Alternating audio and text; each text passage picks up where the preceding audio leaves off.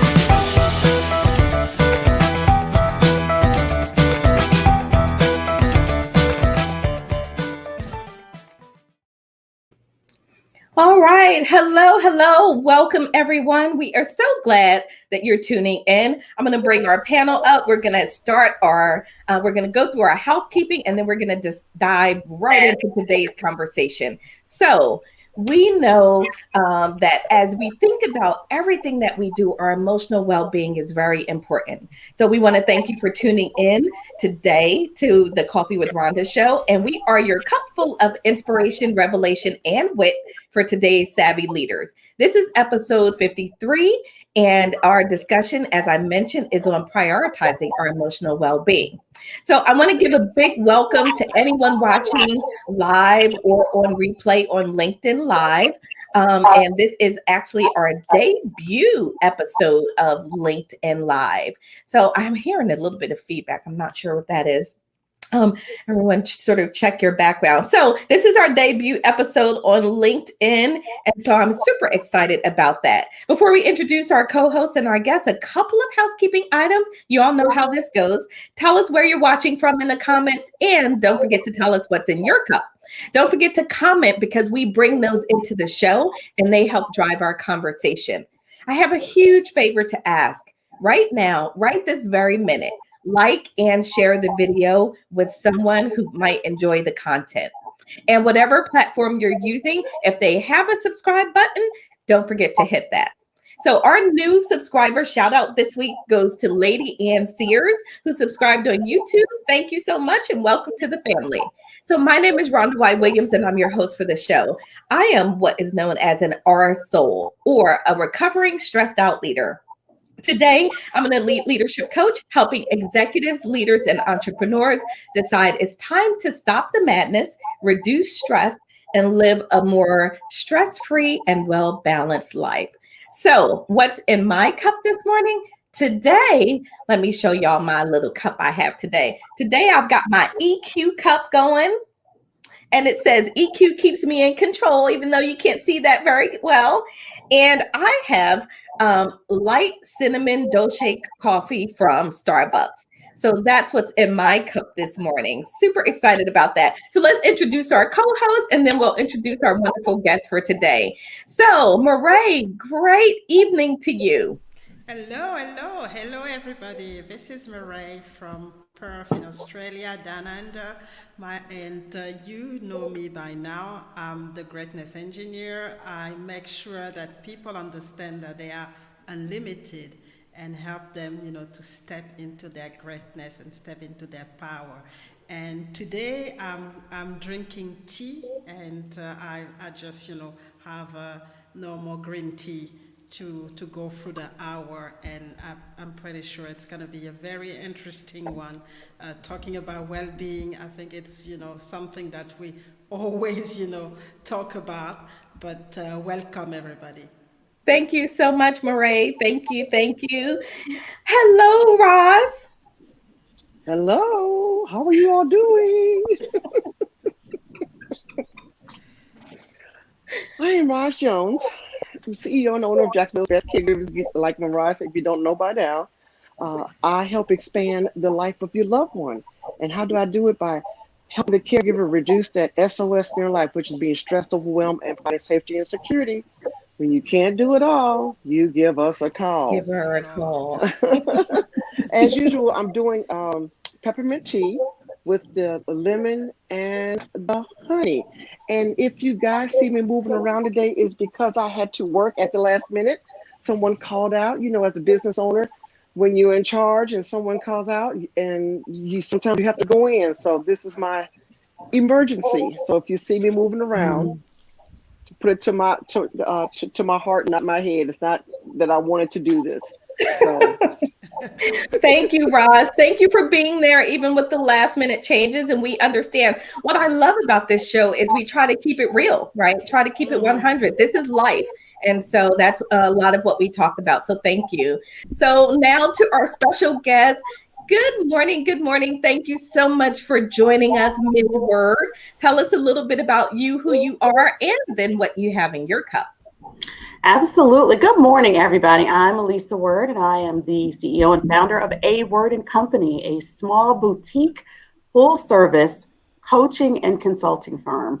Everything that we do is based on the foundational principles of emotional intelligence, and I do a lot of work with leaders and groups to help them to understand how diversity is so important, diversity of thought, and the way that we lead, starting with new leaders and people in their personal lives, to be able to create that balance and that cultural competency that we all need in order to be the best humans that we can be. So this morning in my cup, I'm glad to join you all with this cup thing, by the way. In my cup, I have a honey ginger tea with turmeric and lemon. So that's what's in my cup this morning. Wonderful. Thank you so much for joining us. I'm really excited because as a fellow emotional intelligence enthusiast, I do a lot of the work that I do also based on emotional intelligence principles. And so we're going to dive into that a little bit. But first, let's say good morning. Let's see who's out there talking to us this morning. My mom is out there. Hey, Mom. Good morning to you. She's got cran mango juice this morning in her cup. Mom, you always have these interesting delicious drinks in your cup. So good morning. Thanks for tuning in. Regina's out there. That's my sis. She's in San Antonio, Texas. She's got coffee in her cup. That's fantastic. And Shirley, good morning, Lady Shirley. What do you have in your cup? And then Patrick is out there also. Patrick was on the show just a couple of weeks ago. Hey, Patrick, thanks for tuning in on LinkedIn. It's great to see you out there. And also someone else who was on the show not too long ago, Casey is out there on LinkedIn Live. Let's go LinkedIn Live, he says. Fantastic. All right, so let's dive into this today, everyone. I'm really excited about this topic. And I want to start us off with a quote that I found. So I'm going to do this leadership above the grind segment today a little bit different. Normally I do a screen share to share the quote, but I'm going to share it on screen and then I'll read it for anyone who's listening later on podcast. So,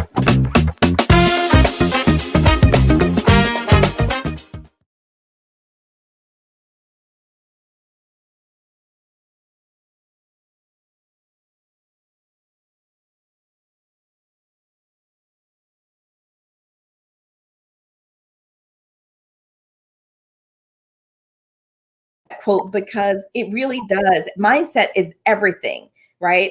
And so as I was preparing for the show, I wanted to do a couple of things. I wanted to say, first of all, what is emotional wellness or well-being, or how are we defining well-being? And I came across these two psychologists that described it this way. Well-being or emotional well-being really looks at the competencies that allow people to flourish. It's being able to bounce back, have quality of resilience, and have a sense of purpose. It includes self-regulation and self-control and perspective taking. And then all of this together allows you to keep control of your emotions. So that's how they described emotional well-being. I love that, because what I want to just get into first is the difference between the brain and the mind. So we're going to get a little bit geeky here for a moment, because I want everyone to be really clear. We've got two things at play here. We've got the physical brain, and then we've got the mind. The work that we are focused on talking about is the work in the mind.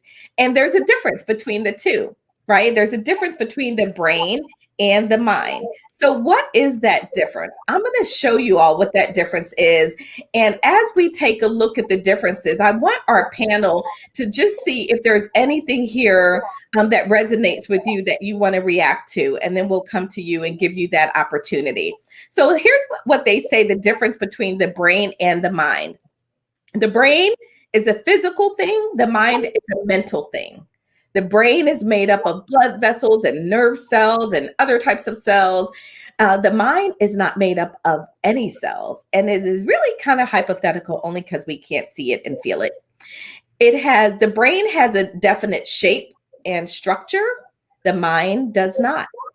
The brain coordinates movements and feelings and all these different functions of our body, where the mind refers to our consciousness, our understanding, our thought processes. You can touch the brain, you cannot touch the mind. So as we think about that, I want to start first by giving our panel just a moment to react to anything that you see here, even in a general way, about the differences between the brain and the mind, because the space we're going to play in today is the mind space, right? We're not going to play in the brain space too much. So we'll stay in that realm of the mind today, which is where the thinking and understanding and consciousness lies. All right. So let's start here. Mireille, anything here on this that you wanted to react or respond to? It's actually quite interesting, because we don't really think about making the difference between the brain and the mind. And for me, it's when I look at the brain, it's something static that like they say, it's physical. But the mind is whatever you put inside, and so it's the content. It's very dynamic, and the brain is static, but the mind is dynamic. So that's, I think, what for me is the difference is your mindset. You can change it, you can mold it, you can do anything with it. And if it's static, it's actually not good.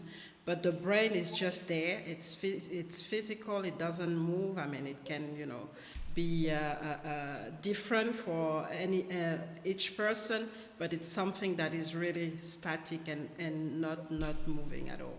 Mm-hmm. Thank you, Mireille. So what about you, Aleasa? When you took a look at that in some of our opening, what are some of the thoughts that you have around that?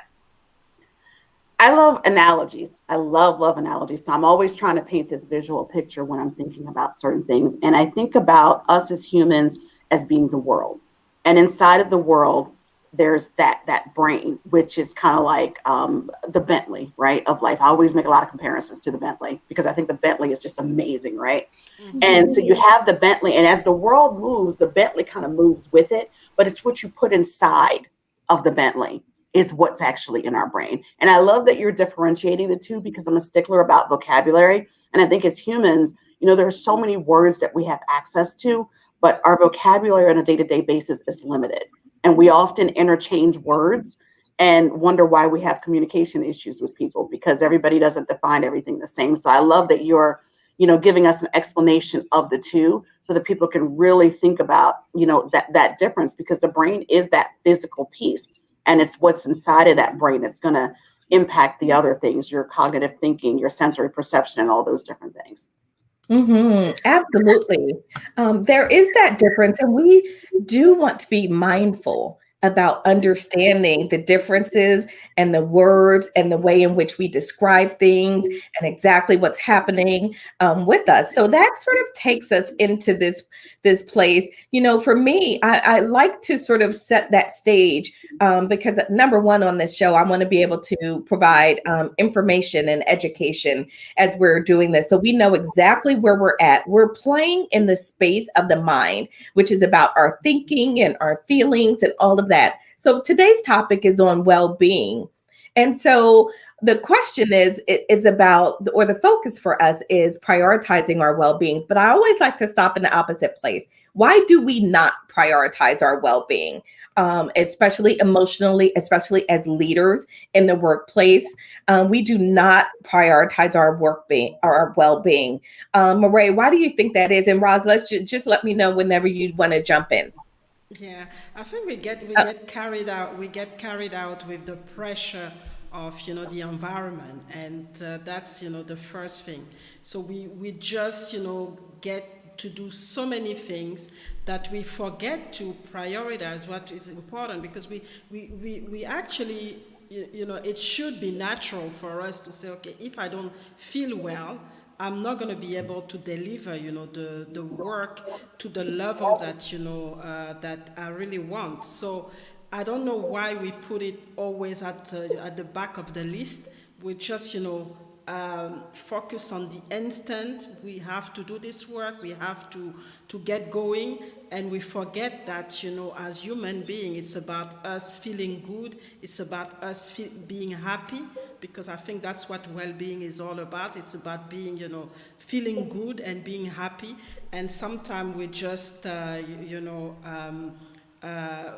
we just do a transaction in a way. We just, give it up just to make sure that we succeed. I mean, and I don't know if that's really what success is all about, to the point where we drain ourselves, and when we break up, that's when we realize, oh, then the well-being is really important.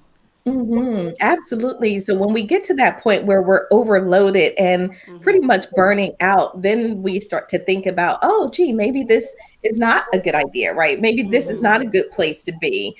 So, Aleasa, I think somewhere in the workspace, we've moved from a can-do attitude to you can do it all.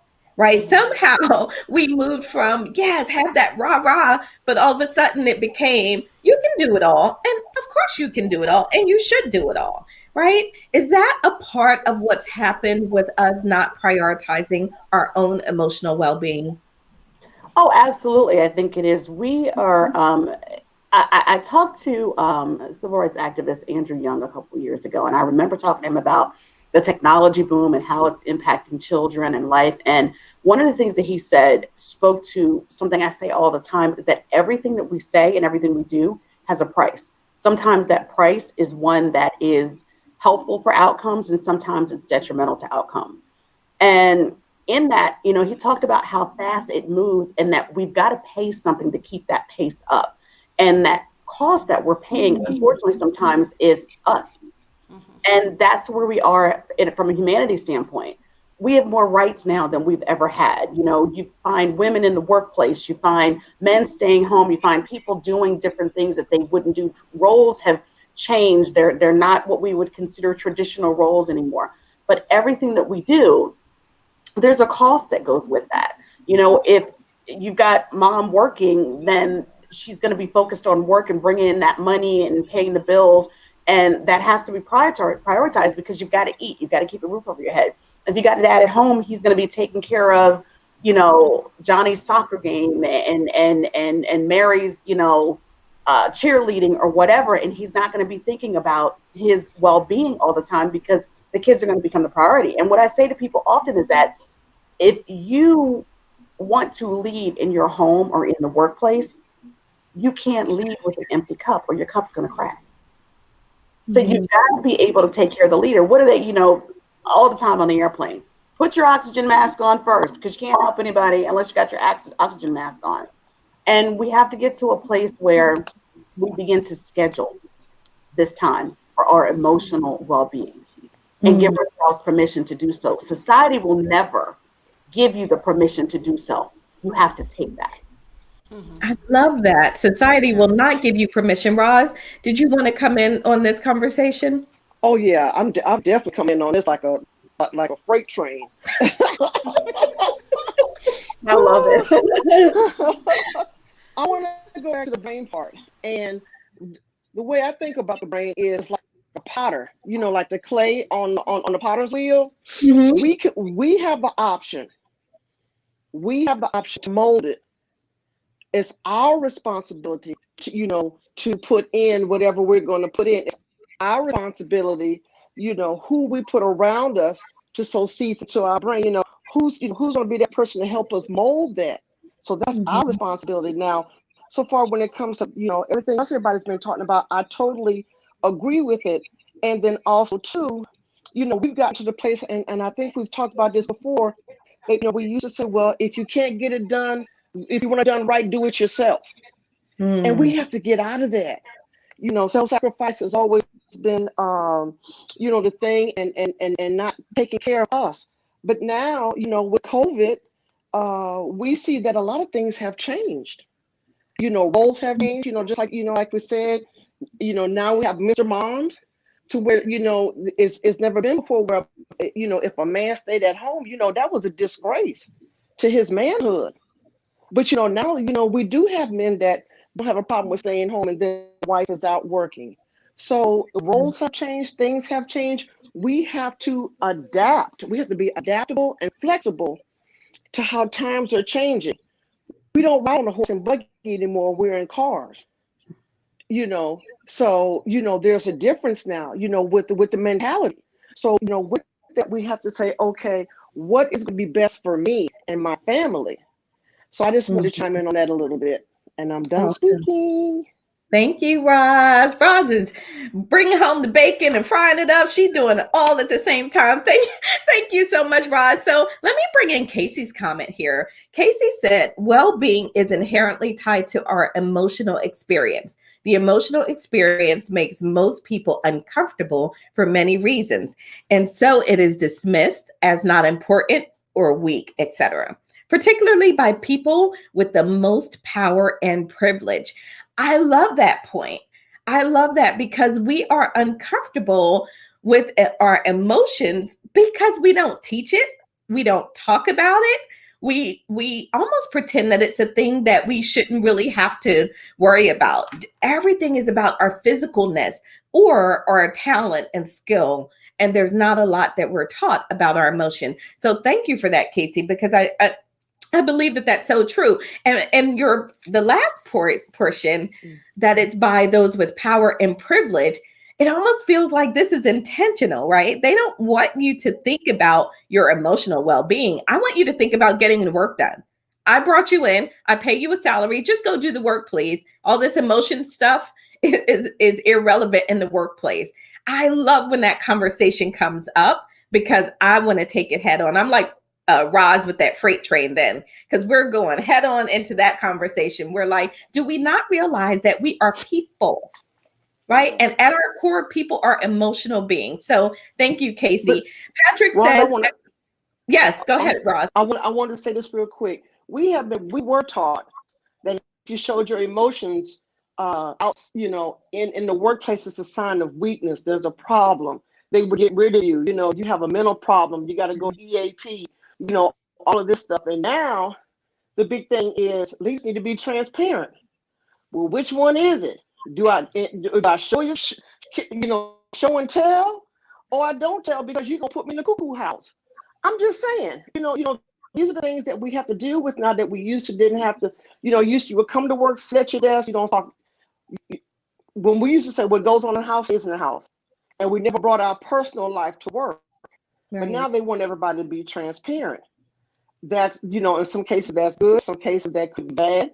But for the most part, I think it's good because then we know how to deal with the total person. And I'm again. Wow. Thanks, Roz, for that. You're right. There has been this conflicted messaging, right? And that puts us, and I think particularly as women, we struggle with that, right? We have a hard time trying to figure out, like Roz said, well, which is it? Do you want, and what's the threat to my personal safety? And I know that Casey can sort of connect to this, right? What's the threat to my personal safety, either personally or professionally? if I go there, if I let you know that I am overwhelmed, I am stressed. So Patrick said excellent points about competing priorities and the self-responsibility for self-care. Maria has also joined us. Hello, Maria from the Netherlands. So great to have you checking in with us. So I want to just ask you all to just sort of react. I want to give you an opportunity to react. I want to go back to Casey's comments and then Mireille, give you an opportunity to sort of react to this comment because I think it's an important one. Yeah, it's a very important one because you can see it, in the leadership ladder. As you know, as you go up, they expect you to show less emotions because, as Rose was saying, showing emotion means that you're weak. You can't handle things. So, and for them, being a leader or being in a position of power, you have to be able to show that you're tough. You have to be able to show that you don't have any emotion in a way that are gonna, because for them those emotions are gonna be detrimental to their business, which is not always the case, and that's really the discrepancy here. It's not always the same. When people show their emotion, when they are really real, that's actually when they deliver the most, and that when they really, do the work. And but I don't know, we just got it, really wrong. We go to it's always been about competition, especially in those big corporations, and you get dragged into it. And by the time you realize you've sacrificed yourself, Right. And when you reach the point where it's a complete breakdown, it can be too late, and you lose everything. By trying to gain everything, you lose everything, and Wow. that's really the challenge. I love that you pointed out that it's about being tough. So, Aleasa, when we are taught that it's all about being tough, right? If you're a strong leaders are tough leaders, they can handle everything.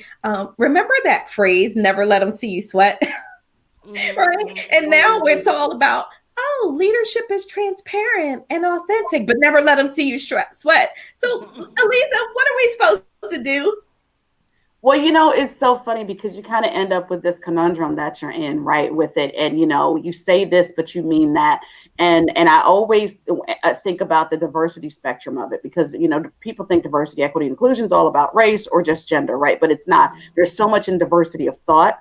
And that's where that EI piece comes in with the diversity of thought. And people want to bring we want to bring all these different faces, all these different voices into the workplace because we're woke, we're diverse, we're doing all this stuff. And you want to bring them in, but then you want everyone to assimilate to the existing culture. And the existing culture is dysfunctional. The existing culture says, we want you to be transparent. We want you to tell us how you feel. We want to know about your emotions, but we're not comfortable dealing with your emotions or ours. And that's what it really comes down to. People are not comfortable dealing with their own emotions. So in order to make them feel comfortable, they have to diminish yours. They have to diminish mine. They have to somehow make them feel as though they're not real, because if they acknowledge yours, somehow they've got to feel something. And most people, because we've not been socialized as a culture to deal with our emotions, most people are not able to be in space and do so comfortably on a regular basis. And I think with both of us being in that EI space, you've seen that. I know you've seen that, Rhonda. I know you've seen that on many times when people, they have that discomfort. And it's easier to say, oh yeah, bring your emotions, but I don't really want to know about them because it makes me feel uncomfortable, but I can't say that. But in order for me to make you feel okay, I have to say it's okay to be this way at work. And they don't understand the benefit of those emotions if you lean into them, understand the messages behind them, and take the power behind those emotions for innovation and creativity. Wow. But you know what, though? A lot of times people are uncomfortable with listening to people's problems because they don't know how to help. Right. Let's put that out there.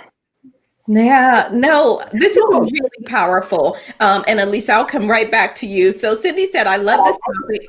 Everyone is weighing in from a different aspect, but they all tie together. My original thoughts are that the brain requires different neural tests. Yeah, and if you're really trying to get to something physical and trying to understand it, then those neurological tests for the brain, absolutely. But the mind, right? The mind is that thing we don't really pay much attention to because we can't see it. We just assume that it's cool. You're fine. You got a mind, right? It's working. Yay. Thumbs up. Everything's good. But that's not the case. So, Aleasa, were you going to add something?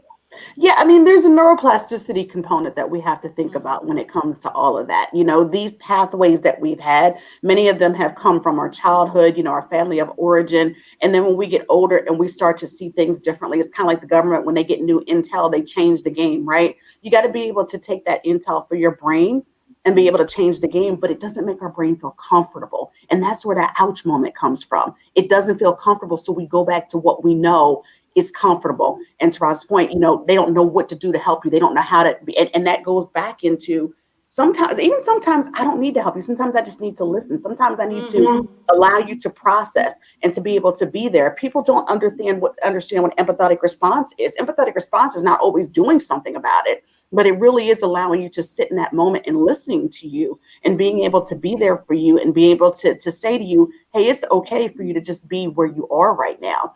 And we're just not taught that. We're not taught that resilience in emotion.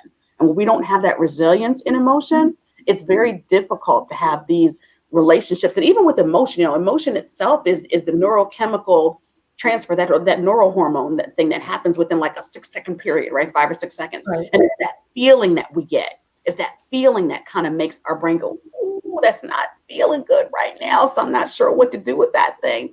And I think that the more we work on younger people and make this more of our norm, as people begin to age, it'll be different. So right now, sometimes we're on the opposite extreme sometimes, right? Got cancel culture and all that. So we're like either no emotion or we're overly emotional, right? With the way that we're actually kind of coming out there and showing it. And we've got to find that middle ground. And I think we're going to get there. I think we're going to get there with conversations like this and people actually being able to be transparent and saying, you know what, it's normal, but let's just figure out what we can do with it.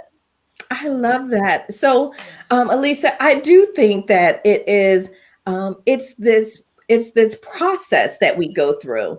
And mostly it's internal, right? So the empathetic response that you spoke to starts internally, right? It doesn't start by you speaking. It starts by you understanding, what am I seeing? What is this situation here that's being presented to me? And so Casey said, nailed it, Aleasa. We can't accept in others what we cannot accept in ourselves. And when you take this full circle to the conversation on, are we emotionally well in our skin, in the workplace, in the businesses, in life in general? I was having a conversation with my dad, and he was talking about how COVID has changed things, right? And particularly for elderly, creating that sense of aloneness, right? And everything being cut off, and then the role that played in well-being, the emotional well-being of our parents and our grandparents who were used to interacting with us and seeing us. And then we thought, well, we're staying away to keep you safe. Well, okay, but still, now how do I feel on the other side of that? Because I've lost something that was dear to me. One of the elements of emotional well-being is connectedness. Connectedness is an element of emotional well-being. And today we have more suicides happening, not only in our adult population, but also in our teen population. We have to learn to prioritize our emotional well-being. And it starts with us.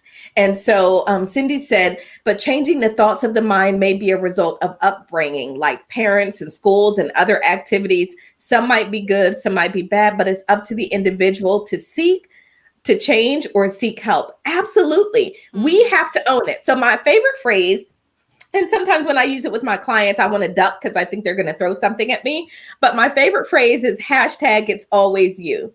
Hashtag it's always you. A lot of people look at that term and think that I'm blaming them. But that's not a statement of blame. It's a statement of empowerment, right? It means that it is in your control. So let's talk about that in regards to emotional well-being. What can we do to own this? Because we don't have any other choice but to own it. No one can own it for us. And if we wait for others to own it, then oh my goodness, where are we with this, right? So there's a couple of different things that I want to name, and then I'm going to ask you all to just sort of pick up on one of them that you want to talk a little bit more about, because there are certain things that can really affect our emotional well-being. Loneliness being one of them that I mentioned. Stress is another one. Rejection is one. Poor emotional management is another one. I could probably spend a whole 2 shows on that one.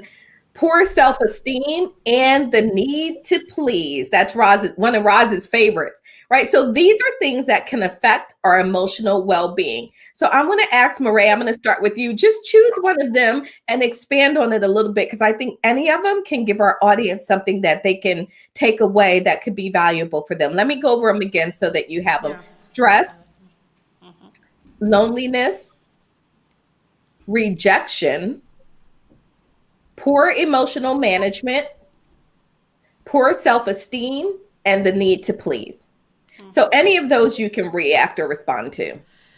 I think the loneliness is one thing that I really want to react to, and I think a lot of people are scared of being with themselves, so they really want to avoid to get to know themselves, and and they get into this feeling that being alone is not a good thing for them. So for them, they already put it in their mind that being alone is not a good thing for them, but yet it's a good thing, because it helps you to understand who you are. It get you to understand your limits, how you come across in certain situation.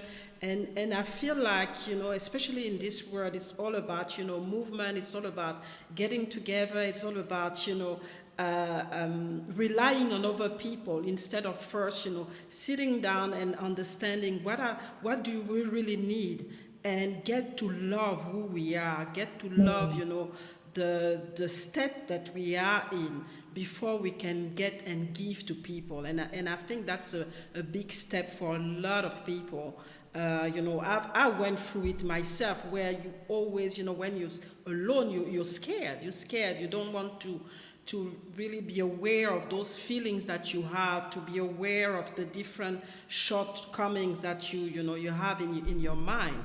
And it can be very scary, and make you sick and create stress, and then by the time you realize it's developed to something else. So Right. I think it's something that people need to understand, especially in this COVID time where we spend a lot of time alone. We have to stop thinking that it's not good for us. It's actually an opportunity for us to get to know ourselves, because like some saying, I mean, we spend 24 hours with ourselves, so we better enjoy our own company. And I think that's something that I really wanted to comment on. Wow. Well, it can be scary in my head, Mireille. I don't want to be in there by myself. Can you come in there with me? Don't leave me alone to that. So, Roz, did you want to comment on any of those? Let me go over them again, because I know you're moving about stress, loneliness, rejection, poor emotional management, poor self-esteem, and the need to please. How do any of those affect our emotional well-being? The disease to please comes because we're listening to other people's opinions, and their opinions mean more to us than our own self-being. We put them before we put us. You know what I'm saying? So if we do that, if we continue to have the disease to please, then yeah, we'll have the stress. We'll be overweight. We'll have loneliness. We'll have identity crisis. All of this impacts one another. It kind of intertwines. Everything you've talked about intertwines. Mm-hmm. But if we can manage that disease to please with the prescription of no, then that's going to help us. That's going to be a big help. We have to understand that we come first. It used to be We do the sacrifice, make the sacrifice, no self-care. If you can't do it, if no one can do it, if you want things done, get done yourself. It used to be like that. But now it's caused burnout. It's caused people to have stress, be overweight, all these things you talked about. So now we have to come back and say, okay, I got to take care of self. Me has to come first. So, and then as a part of me, we have to, as we talked about, being alone, identifying who we are, loving ourselves. And, we also have to get over the identity crisis as well. So, these are the things, I'm saying all that to say is that one is not more important than the other. That's what I wanted to say. I'm Roz Jones. I'm done speaking. Awesome. Thank you, Roz. So before we go to Aleasa to have her comment on one of those, Casey said, someone else's comfort ain't none of my business. I agree. So check this out. It's really interesting, I think, that people will say, if you are focused on yourself, they will say, you're so selfish. But they want you to be focused on them. Is that not selfish?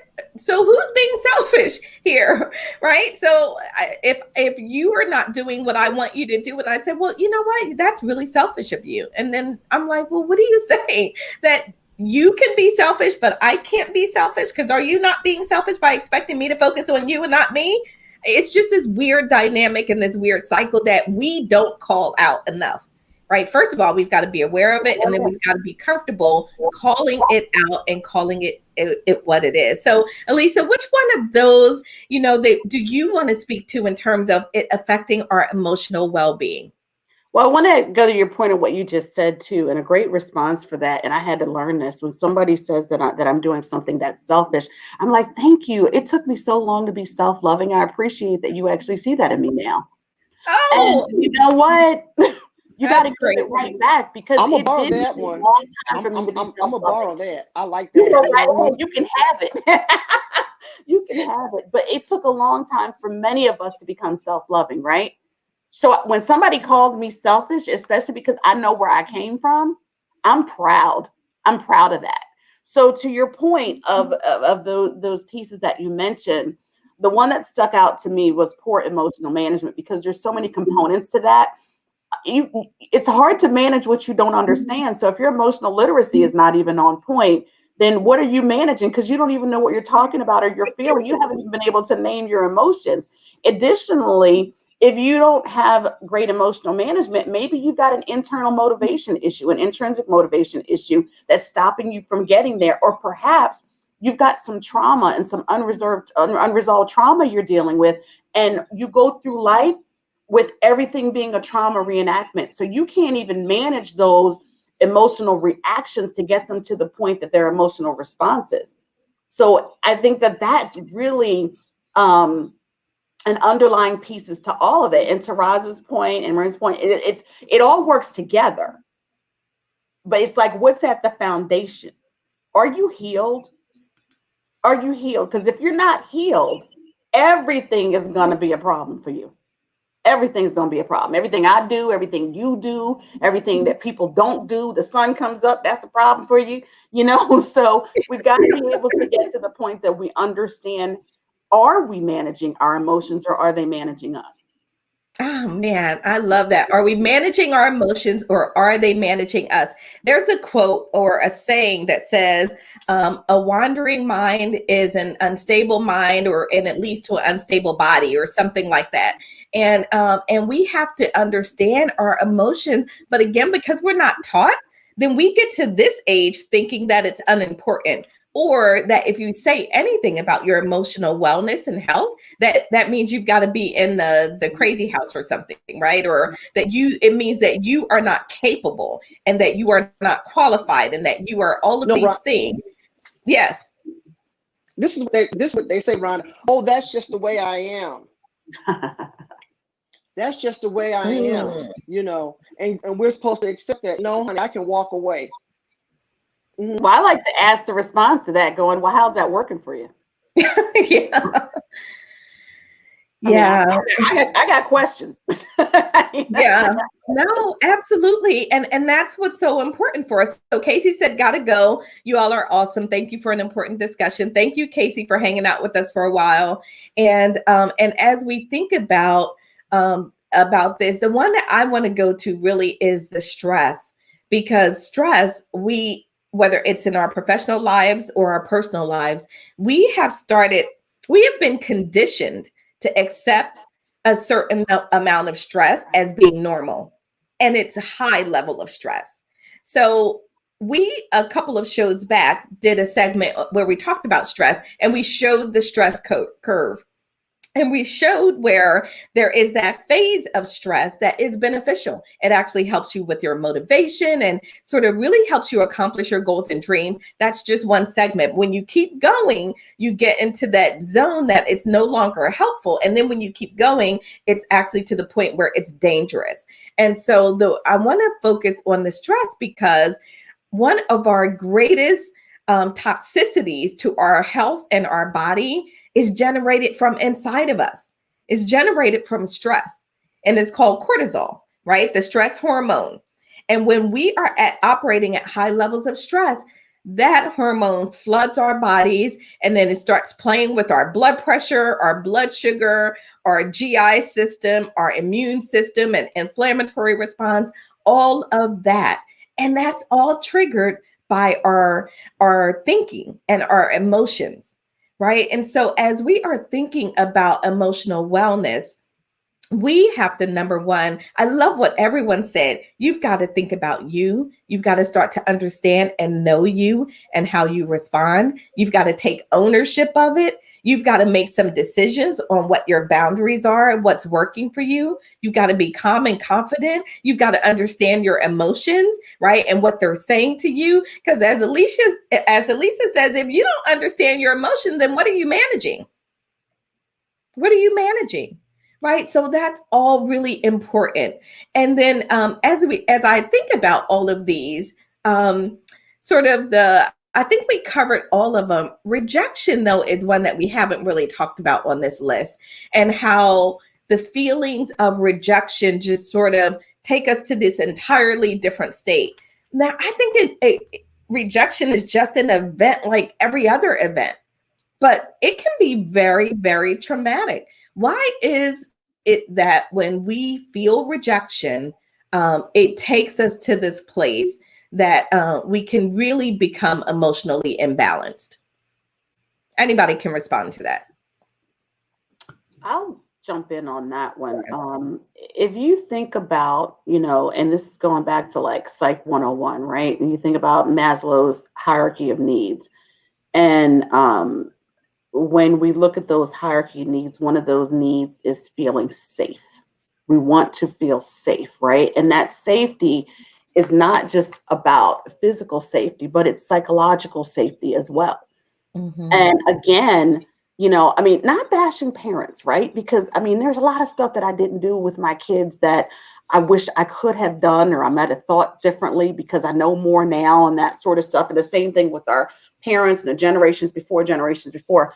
People teach and give what they know and what they have. And a lot of generations were so focused on surviving that thriving was just not a concept for people. So we've got to be able to teach differently. We've been parenting and not teaching.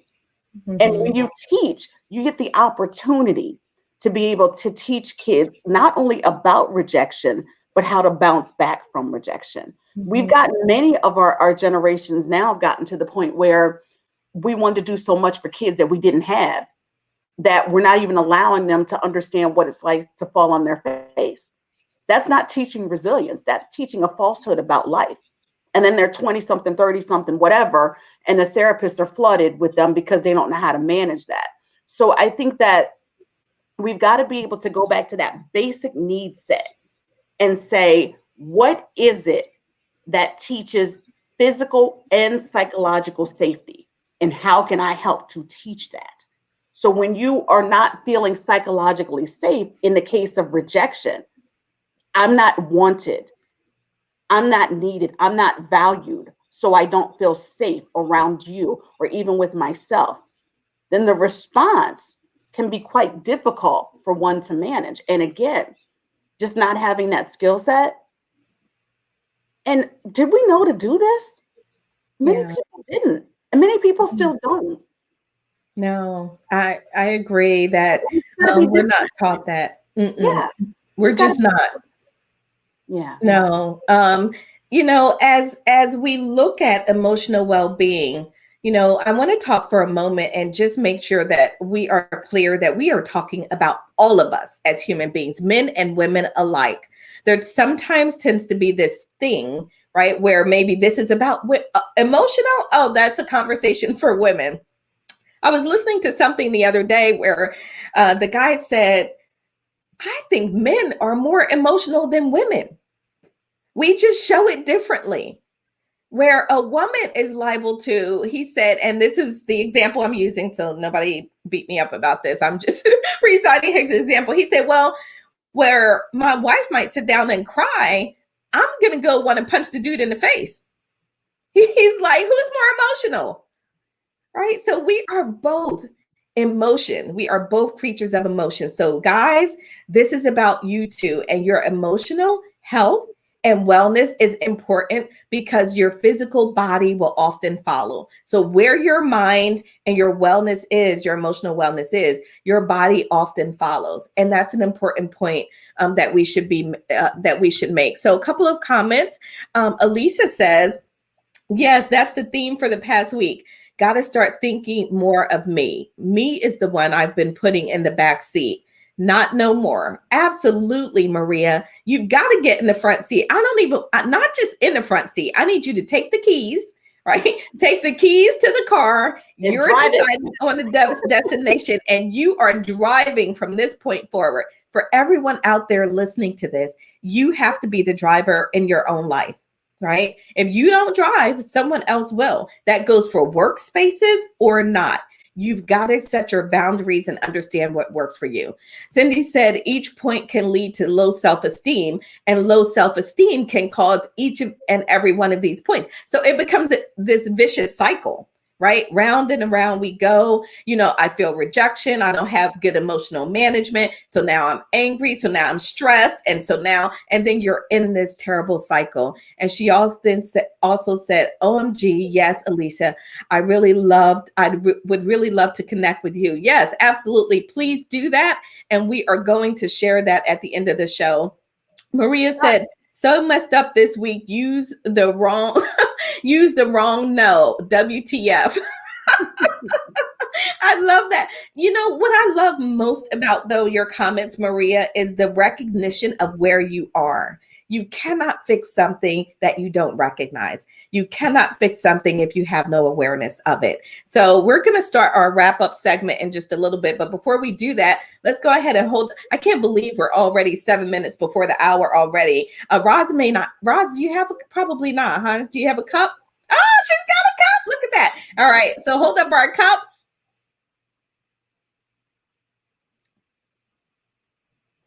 Got it. Okay. Thank you. That will be our post-production shot. And what we're going to go into now, and I want, if you're out there listening, wherever you're listening, then please go ahead and be thinking about what are you taking away from this conversation, right? What do you want to take from this conversation and put into your cup? Metaphorically speaking, right? What are you taking with you? So we're going to go ahead and start our What's in Your Cup segment, which is our wrap-up segment that we share our takeaways. I guess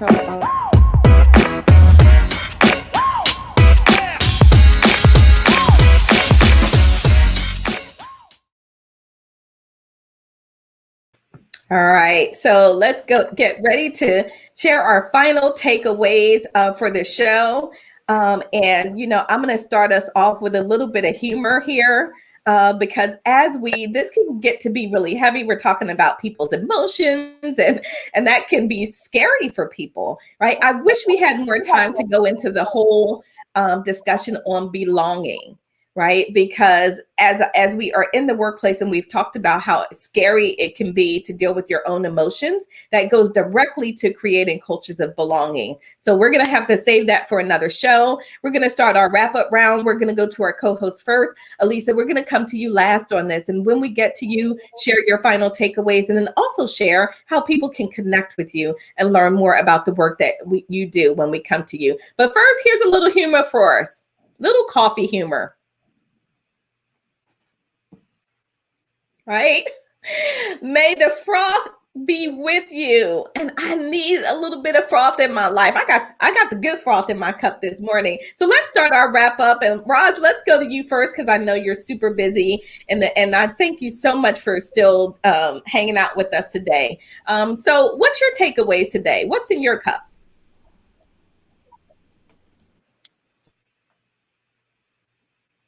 Can you hear me? Yep. There we go. Basically, is that our surroundings impact us. So whoever is in our group, in our peer group, in our business group, impacts us. So we have to decide who's going to be in our circle. So that's what's in my cup. Awesome. Thank you, Roz.